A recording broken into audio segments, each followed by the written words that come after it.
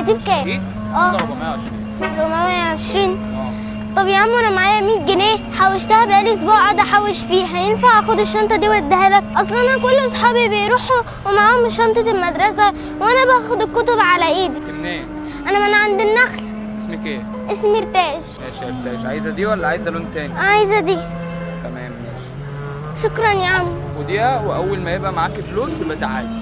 ماشي والله العظيم هبيع المناديل دي واقوم جايه اوديك الفلوس. لو عايزه تيجي كل اسبوع تدفعي مفيش مشكله. ماشي. ماشي. عاوزة حاجه تانيه؟ لا شكرا. لو عايزه لون تاني بص كده. السلام عليكم يا باشا.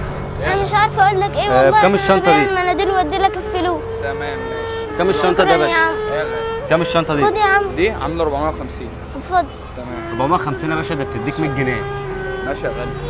ازاي بنت يا ريتاج يخرب بيت عقلك. بقول لك ايه، صاحب البيت كان مكلمني وبيقول لي ايه، لو قابلتك في ايجار عليكم شهرين متاخر، لو ما دفعتهمش صاحب البيت هيطردك. بس انا معيش تعرفها فلوس ولا اعمل ليه؟ ايه؟ يا عم جارتي يا عم. انت تعرفيه؟ ده جاري. جارك؟ خلاص ماشي يا غالي. تمام يا عم، بس تدفع له ايجار هيطردك. بس انا معيش فلوس اعمل ايه؟ معكيش فلوس؟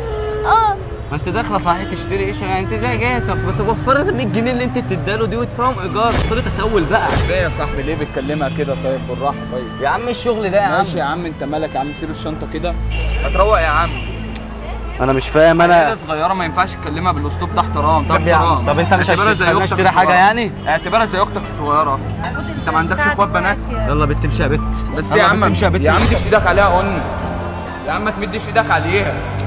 يا عم انت انا يا عم حر. ما تمدش ايدك عليها يا عم انا قلنا. حر. انت مالك يا عم انت؟ ده متسوله. يلا يا عم امشي.